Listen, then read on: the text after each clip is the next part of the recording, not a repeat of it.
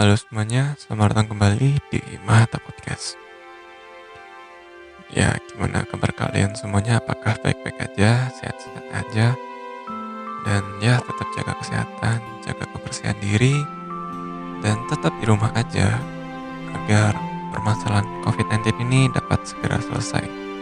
Soalnya ini gua rasa udah lebih dari sebulan ya. Gua mulai WFH, LFH, kayak gitu-gitu. Soalnya gua nggak tahu kenapa.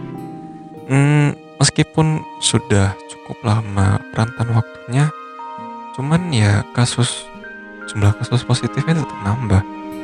Apakah karena emang kitanya yang kurang peduli, ataupun karena ya gue juga nggak tahu ya. Soalnya kalau gue simpulin di sini kesannya kayak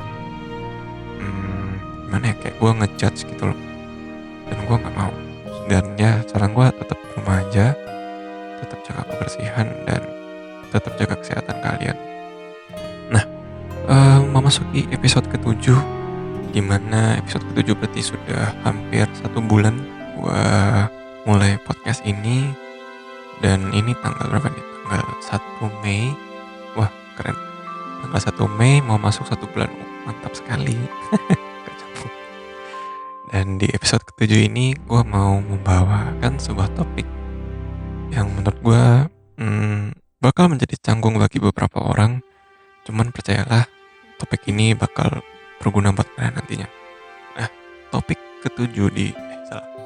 di episode ke-7 ini adalah mantan menjadi teman ataupun mantan jadi sahabat. Bagi beberapa orang, mantan itu adalah seorang yang benar-benar harus dijauhin. Seorang yang benar-benar harus dihapus segala ingatan, dihapus segala keberadaannya, segala eksistensinya. Dan kalau menurut gue pribadi ya, itu adalah sebuah tindakan yang cukup ceroboh dan cukup merugikan diri sendiri. Karena ya namanya juga manusia kan, manusia pasti saling membutuhkan. Bagaimanapun percayalah, setiap orang yang pernah kalian temuin itu pasti bakal berguna dalam kehidupan kalian.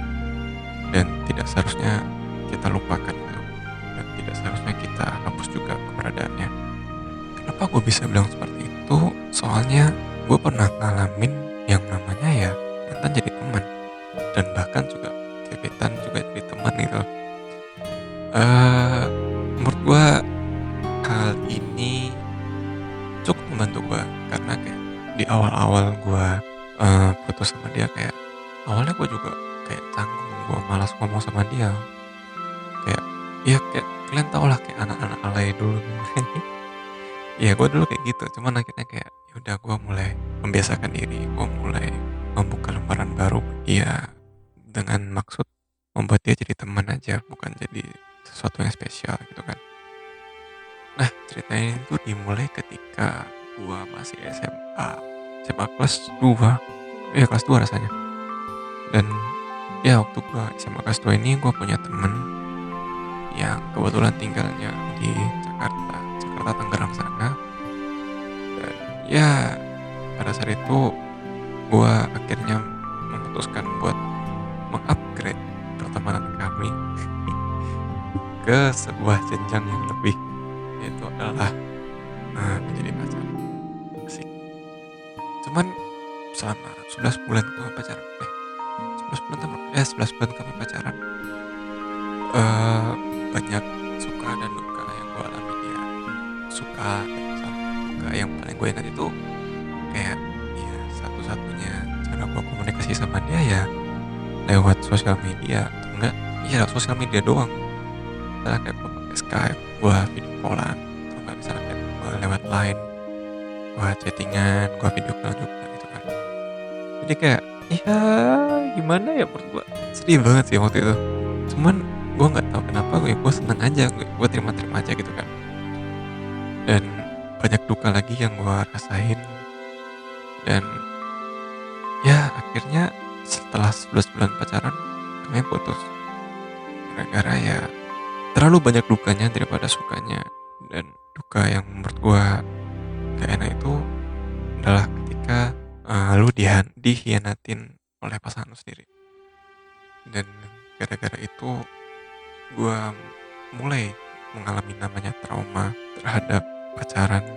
Nggak trauma juga sih, kayak ya gue pengen, cuman gue nggak pengen sekarang gitu. Apa sih ya, apa ya namanya ya, hmm, kayak misalnya kalian putus gara-gara sebuah kejadian yang menurut kalian itu luar biasa banget. Kalian merasakan sakit hati yang luar biasa, cuman diri kalian tuh antara kapok dan gak kapok. Karena ya setelah kalian putus, kalian tetap pengen pacaran, cuman ka- kalian tuh kapok gitu loh dengan namanya pacaran. Kayak kalian tidak terlalu memikirkan hal pacaran tersebut. Jadi kayak ya udah deh, biarkan waktunya berjalan sesuai dengan waktunya aja. Asik banget. Dan ya udah deh, setelah itu gue karena trauma akhirnya eh, keberadaan dia gue hapus dulu. Kayak gue menghilang dari dia ya. Dan ketika gue menghilang itu, gue kayak melakukan introspeksi diri.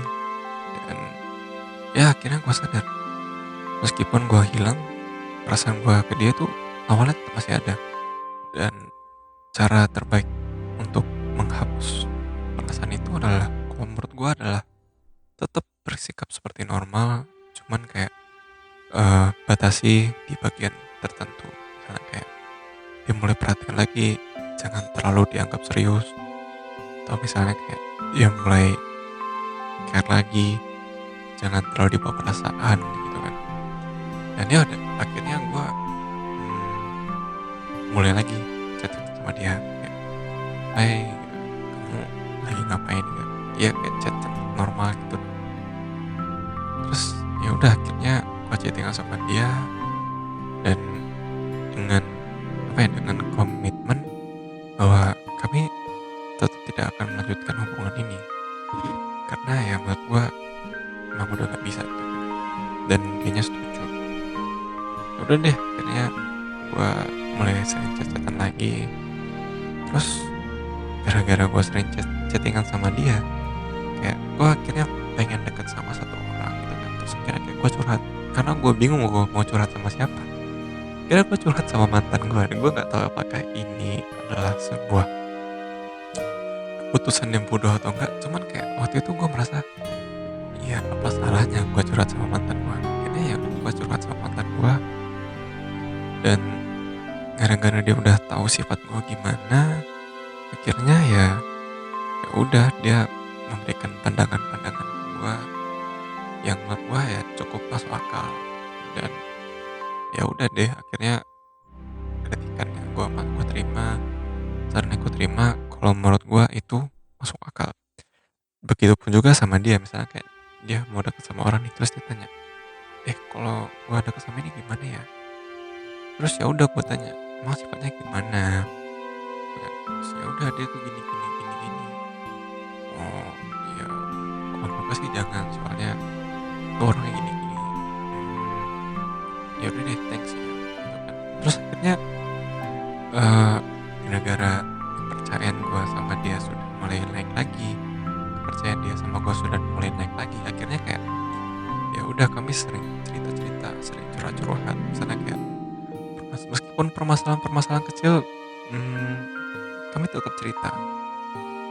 Dan ya menurut gue sih cukup membantu ya waktu itu. Soalnya gue selama gue SMA di Surabaya, gue nggak tahu mau cerita curhat ke siapa.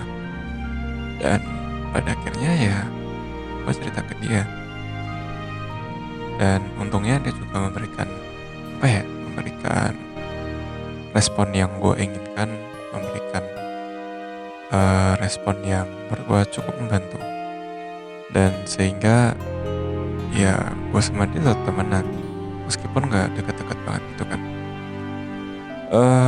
Terus akhirnya setelah beberapa tahun gue berteman sama dia, meskipun sekarang gue udah nggak terlalu sering ngomong, meskipun udah beberapa tahun nggak pernah chattingan lagi, kayak beberapa hari kemarin, cuman ya udah kayak gimana ya ngomongnya, hmm, ya gitu deh, paham lah ya, misalnya kayak orang udah lama nggak chattingan, terus tiba-tiba chattingan cuman buat kayak make sure apakah dia baik-baik aja atau enggak, ya kayak gitu sih.